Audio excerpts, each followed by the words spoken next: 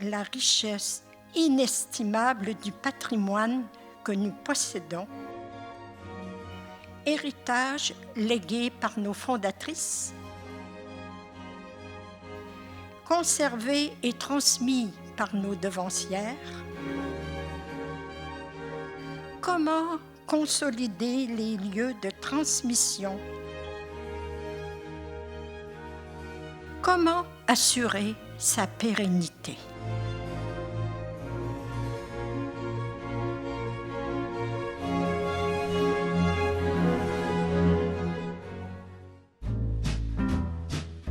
Cette semaine à Maison Mère, nous nous trouvons dans le sous-sol de la maison, chez Les Plaisirs du Chef, une entreprise spécialisée dans la vente de plats emballés sous vide.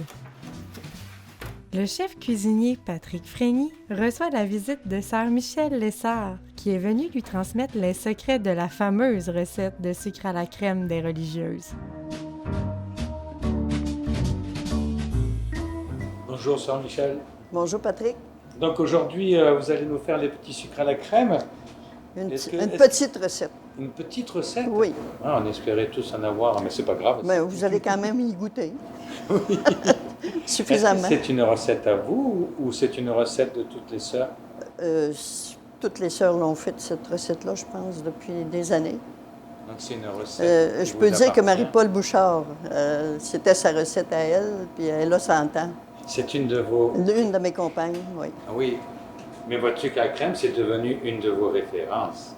Voilà, j'ai en essayé beaucoup, mais je suis toujours revenue à cette recette-là.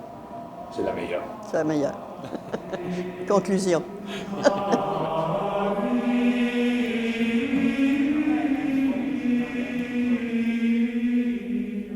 Moi, je suis entrée en communauté en janvier 64. C'est pas hier, quand même. Ah ben, je suis né quelques années après, 69. Et puis... Donc, on parle de plus de 50 ans? Oui. Tout mon noviciat postulat, mon noviciat qui durait 2 ans et demi, j'ai toujours travaillé à la cafétéria. Parce que les postulants, dans le temps, on allait donner un coup de main partout, dans les départements, on allait faire un petit travail. Mais moi, pour quelle raison, je ne sais pas, mais j'ai toujours eu la cafétéria ici. Alors, à la cafétéria, on venait, on faisait le travail de l'autre côté, mais dans le temps, la salle de la cafétéria, c'était des grandes tables. On avait, je ne sais pas, une 10 ou 12 tables chaque côté, puis chaque table, c'était 8, il me semble que c'était 8, là, 8 ou 10 par table, d'un côté, puis 8 et 10 de l'autre côté. On était quand même, regarde, presque 200 là, ici. Là. Fait que vous viviez, ça prenait... Alors, on avait tous des plats qu'on venait servir ici, dans les chaudrons. Puis moi, je venais souvent... Vous venez ici, vous avez un passe... C'est ça. Moi, je venais ici, emplir les plats pour les distribuer sur les tables. Comme un service à l'anglaise, comme à l'époque. C'est ça. Des plats C'est ça. Sur les tables. C'est ça.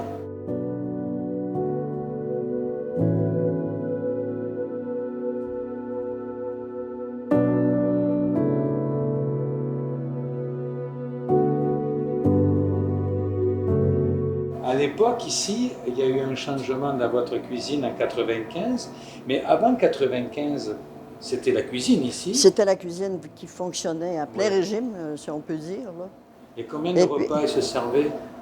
Oh, quand je suis entrée en 64, il se servait... Nous étions 200 religieuses ici. 200? 200 par religieuses. Service. Oui. Donc ça faisait 400 repas? C'est ça, il y avait 2 services à la cafétéria. Alors, ça faisait du monde. Ici, il y avait un chef? Oui, il y avait un chef. Mais aller jusqu'en 64, c'était toujours des religieuses qui ont fait la cuisine ici, puis elles étaient aidées par des ex-hospitalisés. Donc, vous avez géré votre propre cuisine dans les années 65? Toujours. C'est vous qui faisiez votre cuisine? Donc, c'était des sœurs qui étaient formées en cuisine? Voilà. Sur le tas? C'est ça. Hein? Ça arrive souvent? Béatrice Chalifou, qui s'appelait autrefois Georges Étienne, elle a fait la cuisine, je pense, une trentaine d'années ici. C'est elle qui était ici quand je suis entrée, moi.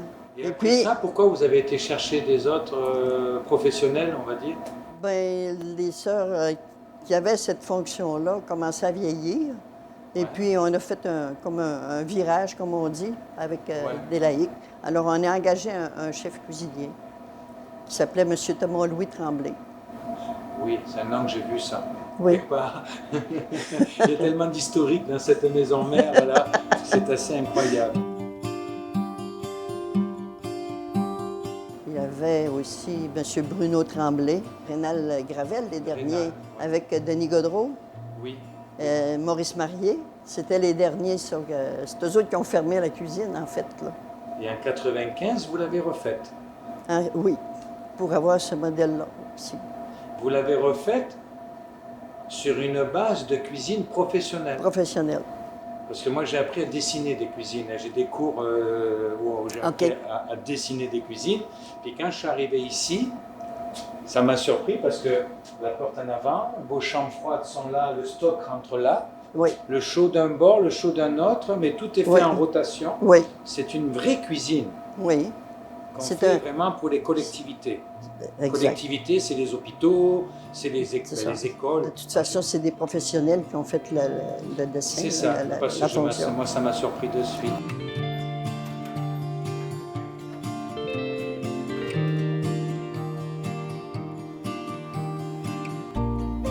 L'époque a changé depuis là, les années 60. Aujourd'hui, l'approvisionnement n'est plus le même. Avant, il n'y avait pas autant de produits. Et comment vous faisiez l'hiver? Donc, est-ce que c'était du Charlevoix? Mais l'hiver, comment ça se passait? Nous avions des grands jardins. Au tout début de la communauté, il y avait beaucoup de... Ils cultivaient beaucoup. Oui. Les pommes, il y avait les poulets, il y avait la viande, il y avait des animaux, il y avait des vaches laitières, il y avait...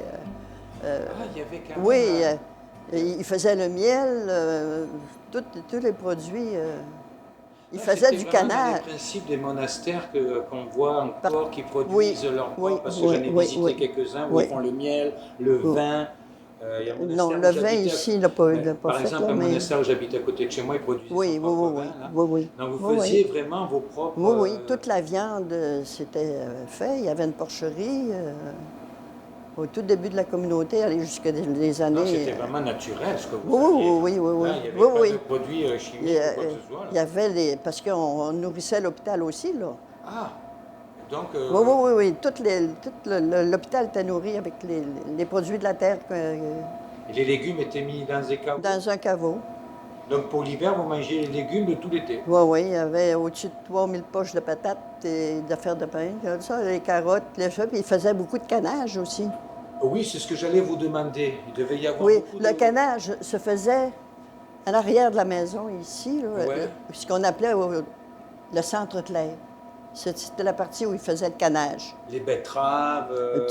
toutes les marinades, tout ce qui poussait. Tout ça se faisait... Parce qu'on avait quand même des ex-hospitalisés qui étaient capables d'aller au champ. Et pour les récompenser, ils les envoyaient parce qu'ils aimaient ça. Puis ils étaient quand même assez autonomes. Oui. Vous aviez des cochons, des poulets? Les poulets, oui, les poulets, c'est sûr. Là, donc les poulets en masse? Après ça, on avait la laiterie. Ils faisaient la crème glacée. On avait tout.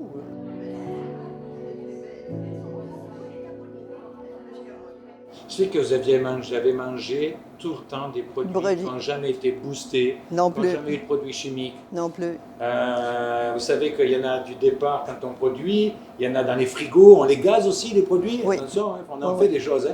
Et puis ensuite, arrivé là, ils ont subi 3 transformations de chimiques avant d'arriver dans nos assiettes. Mettez-en, ça goûte même plus. À votre époque, il n'y en avait pas. Ça goûte pas pareil non plus. En plus, on faisait le pain. Oui, les brioches et puis certains desserts qui faisaient... Putain, la culture dans Charlevoix était quand même 10 fois plus grosse à l'époque. Même en général dans tout Charlevoix. Oui. Parce que c'était que des champs partout là. C'est ça. Ça a repoussé, mais de ce que j'ai appris dans l'histoire, il y avait des champs partout. Bien sûr. Donc il y avait beaucoup plus d'agriculture à l'époque. Tout le monde avait son lopin de terre et avait leur viande, leur lait, beaucoup de choses. Puis les légumes, moi je sais bien que chez nous, on avait des légumes pour aller jusqu'à l'autre récolte. Ben, moi ça me surprend parce que c'est toujours un rêve que j'ai toujours dans une région comme celle-là, c'est une autarcie qui quand même, c'est que ça qu'il faut faire. Voilà. Ça a été perdu, mais il faut revenir à ça. On s'en va un petit peu vers ça, là. Revenir aux valeurs des petites franciscaines de Marie par le développement d'une agriculture de proximité, c'est le but que s'est donné le potager. Un jardin collectif et pédagogique qui a vu le jour en 2017. Un jardin pédagogique, ça veut dire que l'agriculture, les fines herbes aussi, donc les cultures maraîchères sont là pour des raisons a priori économiques, elles sont là pour éduquer. Elles sont là pour nous amener ailleurs au niveau social, économique, et pour éduquer à l'environnement. C'est ça que ça veut dire.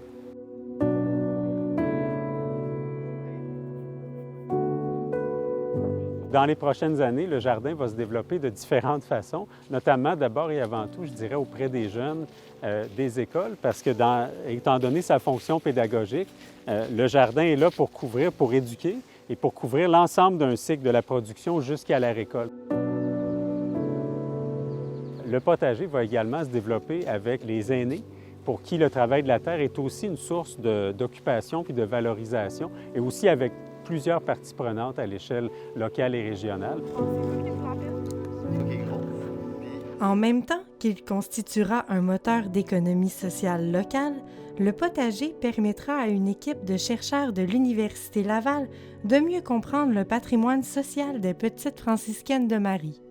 Que faisaient les petites franciscaines de Marie? Pendant plus de 100 ans, elles faisaient travailler des bénéficiaires, des patients, de différentes façons, notamment au champ. Pourquoi? Pour les valoriser. C'est leur patrimoine social. C'est là qu'on va être dans la perpétuation d'une forme encore présente et agissante de patrimoine social des petites franciscaines de Marie.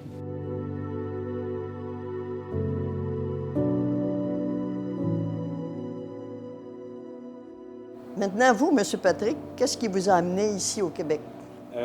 Et dans Charlevoix, naturellement. Il y a plusieurs choses.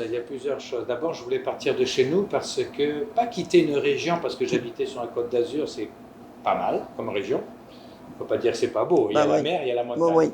Donc, il y avait un relief extraordinaire. Ça m'a un peu embêté de quitter ça parce que c'était beau. Mais j'ai quitté un système. J'ai quitté un système qui ne me convenait plus de l'Europe. Et puis là, un de mes copains me disait « Ouais, le Québec, c'est génial. Le Québec, c'est francophone. » Mais il ne faut pas oublier que les cuisiniers, ils voyagent autour du monde. Puis avec qui j'ai travaillé, entre Nice, Cannes et Monaco, ils ont fait le tour du monde. Donc pendant 10 ans, j'ai entendu ça dans ma tête. Ouais, moi j'étais à telle place, moi j'étais à telle place, moi j'étais à telle place. Je dis, moi qu'est-ce que je fous là? Il faut que je bouge.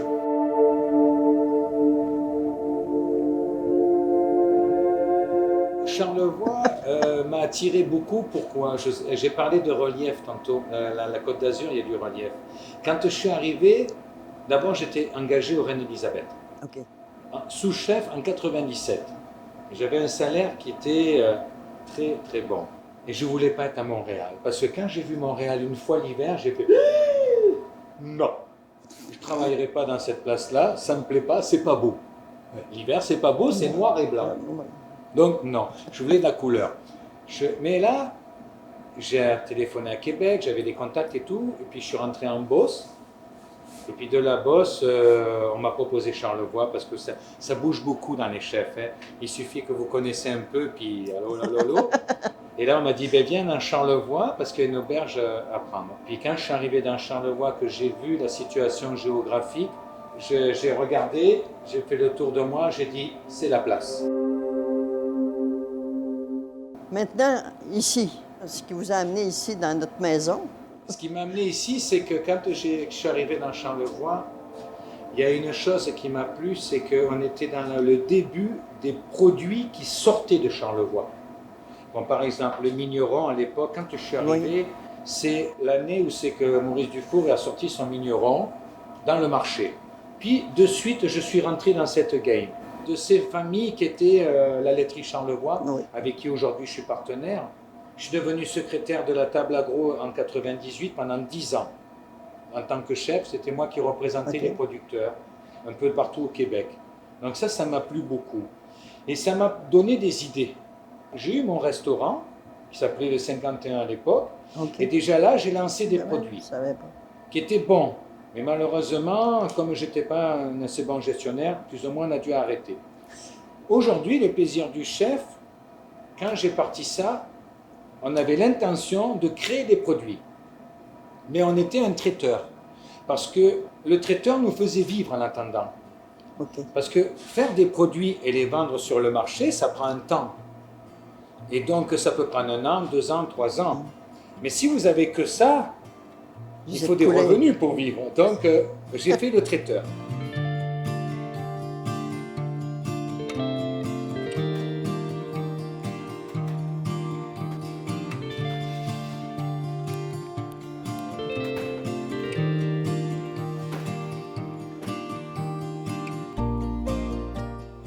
Quand je me suis installé à la laiterie Charlevoix m'a proposé de reprendre leurs locaux et de m'installer là et de développer des produits.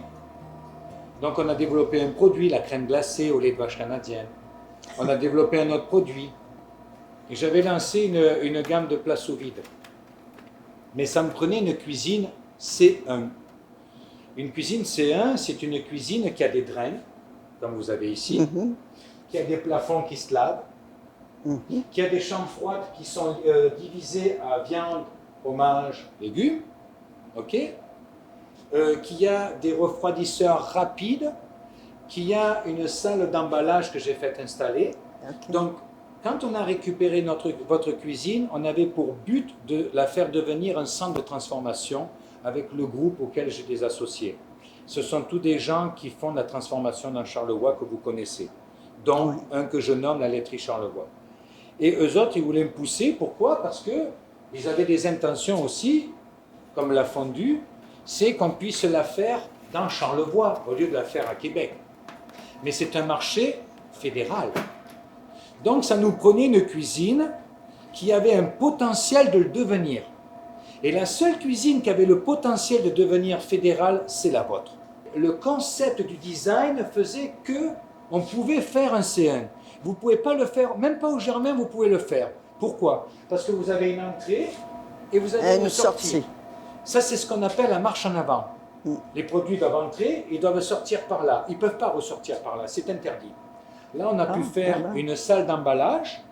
Je n'aurais pas pu le faire dans d'autres cuisines. Parce que votre ancienne salle de réunion, c'est devenu une salle d'emballage.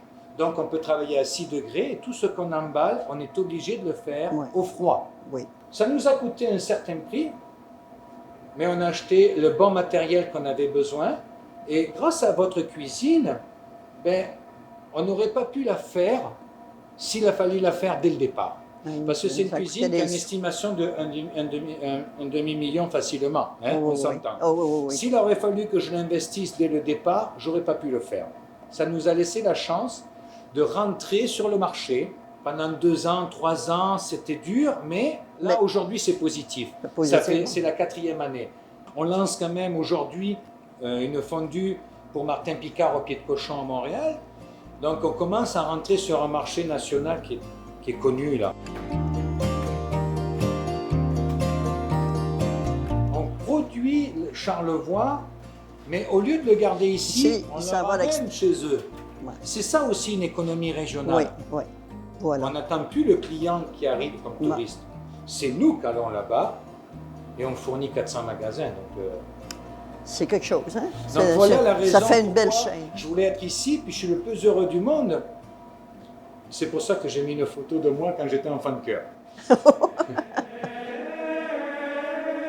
Le fait de me retrouver dans une cuisine qui appartenait à un monastère m'a fait aussi plaisir parce que j'ai passé mes 18 premières années à habiter à côté du prêtre. Donc il y avait comme quelque chose qu'au bout de 40 ans plus tard, vous retrouviez vos racines.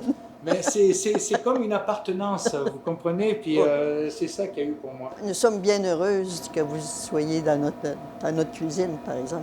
Oui, que ça fonctionne, puis c'est ça qui est intéressant pour nous. Bon, avec tout ce que je vous ai raconté, maintenant, vous allez me montrer comment vous faites ça? Oui.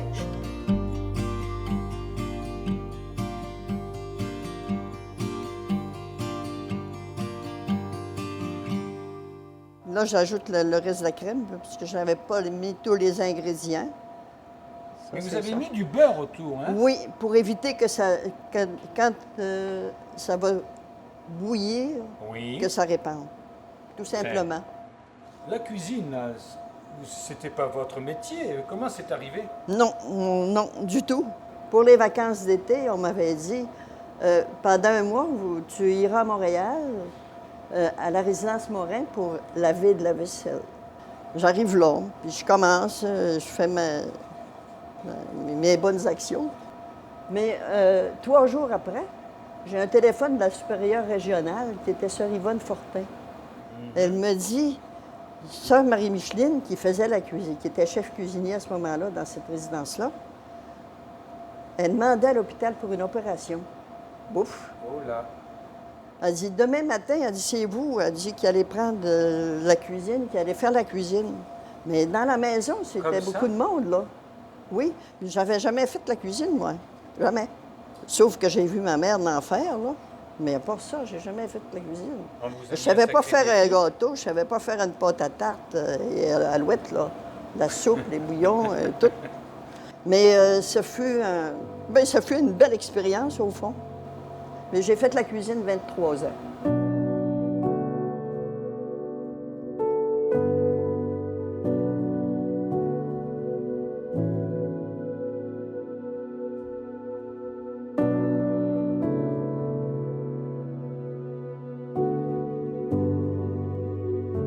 Ça commence à bouillir? Oui.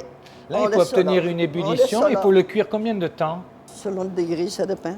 Le degré qu'il faut atteindre, c'est quoi? C'est entre 34 et 38 degrés. Si on aime ça Celsius? plus dur, on fait cuire plus. Si on veut plus tendre, on le laisse à 34. J'aurais pensé qu'il fallait 35. monter plus que ça. Non. C'est pas beaucoup, 34? Non, non, non, 234. C'est 200. Ah, 200, bon, j'ai Ah, ben, compris. c'est à cause que moi, j'ai dit Ah plus ça. oui, donc Je dis plus 230. ça. Mais là, est-ce que Le degré. est-ce que vous parlez en Fahrenheit? Oui, oui, Fahrenheit. Donc 234, moi, Que- qui suis en Celsius, Oui. ça fait à peu près 110. Bien, voyez ce que je vous ai dit tantôt. Ça bout et ça ne passe pas la ligne de... Ouais, ça reste autour. Donc ça, c'est des vraies techniques D'anciens, d'anciens autrefois. et de professionnels. Oui. Parce que bon, ben, quand on travaille, on essaie de trouver des techniques quand il y a des affaires qui ne sont pas correctes ou qu'on a du Oui. mal à gérer. Il faut trouver un moyen de pouvoir. C'est Et ça, ça. c'est excellent, le beurre autour.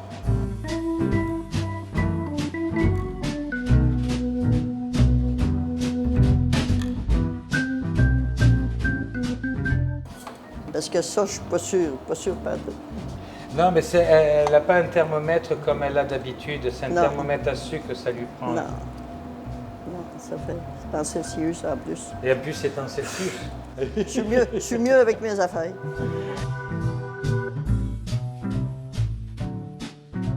Vous allez le tester encore une fois ou... Oui, oui. Oui. Sœur Michel, elle prend le sucre, elle le met dans l'eau.